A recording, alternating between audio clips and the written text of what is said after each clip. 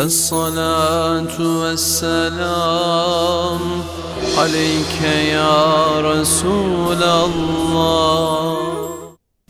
اصحاب رسول صلی اللہ علیہ وآلہ وسلم۔ رسول اللہ صلی اللہ علیہ وآلہ وسلم کے وہ بے مثال عشاق ہیں جنہوں نے چہرہ مصطفیٰ کا اپنی پاک آنکھوں سے دیدار کیا، اور میرے مصطفیٰ کریم صلی اللہ علیہ وآلہ وسلم کا والضحیٰ چہرہ ان کی بینائیوں کے راستے جسم اور روح میں اس طرح بس گیا کہ ہر صاحب دربار رسالت ہمہ وقت یہی کہتے نظر آتے تھے، اب اپنی نگاہوں میں جچتا نہیں کوئی، اب اپنی نگاہوں میں جچتا نہیں کوئی، جیسے میرے سرکار ہیں ایسا نہیں کوئی۔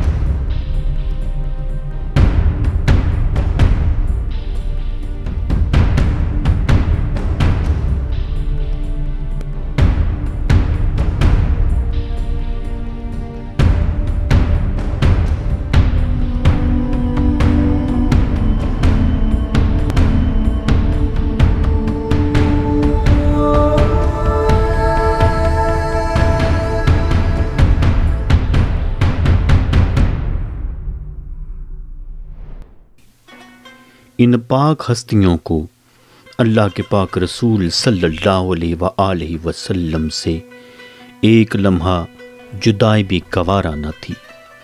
سیدہ عائشہ صدیقہ رضی اللہ تعالی عنہا فرماتی ہیں کہ جب حضرت ابوبکر صدیق رضی اللہ تعالی عنہ بارگاہ رسالت سے جدا ہو کر رات بسر کرنے گھر آتے تو یہ چند گھڑیاں ان کے لیے گزارنا مشکل ہو جاتا، اور ہجر آقا میں وہ اس طرح تڑپتے کہ ان کے سینے سے ایسی آواز نکلتی جیسے چولہے پر چڑھی ہنڈیا کے ابلنے کی آواز ہوتی ہے، اور سرکار مدینہ سرور قلب و سینہ حضرت محمد مصطفیٰ صلی اللہ علیہ وآلہ وسلم جب چلتے تو ان کے جسم اطہر سے ایک خاص خوشبو شریف آیا کرتی تھی۔ یہ اصحاب رسول اتنے عاشق تھے کہ آقا کریم صلی اللہ علیہ وآلہ وسلم کی خوشبو سونگھ کر بتا دیتے کہ مدینہ کی اس گلی سے سرکار کا گزر ہوا ہے۔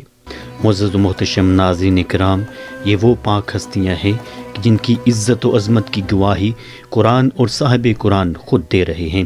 بلا شبہ اصحاب رسول کا رتبہ بہت عرفہ و اعلیٰ ہے۔ ان پاک ہستیوں کے دلوں میں جو محبت رسول صلی اللہ علیہ وآلہ وسلم کا نور چمک رہا تھا، وہ آقا کریم صلی اللہ علیہ وآلہ وسلم کے ظاہری وصال کے بعد بھی ماند نہیں ہوا۔ ان کے دلوں میں اسی نور نبوت کا کمال تھا کہ انہوں نے دنیا کفر و شرک میں اسلام کا اجالا پھیلانے کی عظیم مصطفی سنت کو زندہ و جاوید کر رکھا۔ اللہ کے پاک رسول صلی اللہ علیہ وآلہ وسلم کہ ان پاک اصحاب کی ان کاوشوں کا بہت شکریہ۔ لشکر اسلام نے سرزمین حجاز سے سفر شروع کیا اور جلد ہی اپنے دور کی ایک عظیم سلطنت ایران کو فتح کرنے کے بعد غلامان مصطفیٰ صلی اللہ علیہ وآلہ وسلم نے اس سرزمین پر پرچم مصطفیٰ کو لہرا دیا۔ اسی دور میں ان عشاقان حبیب صلی اللہ علیہ وآلہ وسلم نے بازنطینی سلطنت پر تابڑتوڑ حملے کیے۔ ان پاک اصحاب رسول نے جنگوں میں حصہ لینے کے ساتھ ساتھ انفرادی طور پر پوری دنیا میں اسلام کا پیغام پہنچایا۔ دنیا بھر کے اکثر غیر متوقع اور دشوار گزار حصوں میں ان پاک اصحاب کی قبور کو دیکھ کر اندازہ ہوتا ہے کہ دعوت دین حق کے لیے ان پاک شخصیات نے کتنی محنتیں کیں۔ یہ جہاں بھی گئے ایک نئی داستان محبت رقم ہوئی اور کفار ان کے اعلیٰ کردار اور اخلاق کی بدولت حلقہ بدوشی اسلام ہوئے۔ چنانچہ بخاری شریف کی ایک حدیث پاک کے مطابق ہمارے جان ایمان سرور کائنات حضرت محمد مصطفیٰ صلی اللہ علیہ وآلہ وسلم نے اپنے پاک اصحاب کو فتح استنبول کی بشارت دی اور ان کو فتح کرنے والے سپاہیوں کے حق میں آقا نے دعا فرمائی۔ آقا نے فرمایا، بازنطینی حکمران کیسر کے شہر پر پہلا حملہ کرنے والی اسلامی فوج کے تمام سپاہیوں پر خدا کی طرف سے رحمت اور معافی ہوگی۔ چنانچہ 8 سن ہجری 629 سن عیسوی صحابہ نے قسطنطنیہ، جس کا موجودہ نام استنبول ہے، پر حملہ کرنے کے لیے اسلامی فوج متحد اور منظم کی۔ مسلم فوج کو شام، قبرص، اناطولیہ، اندلس میں شاندار فتوحات نصیب ہوئیں۔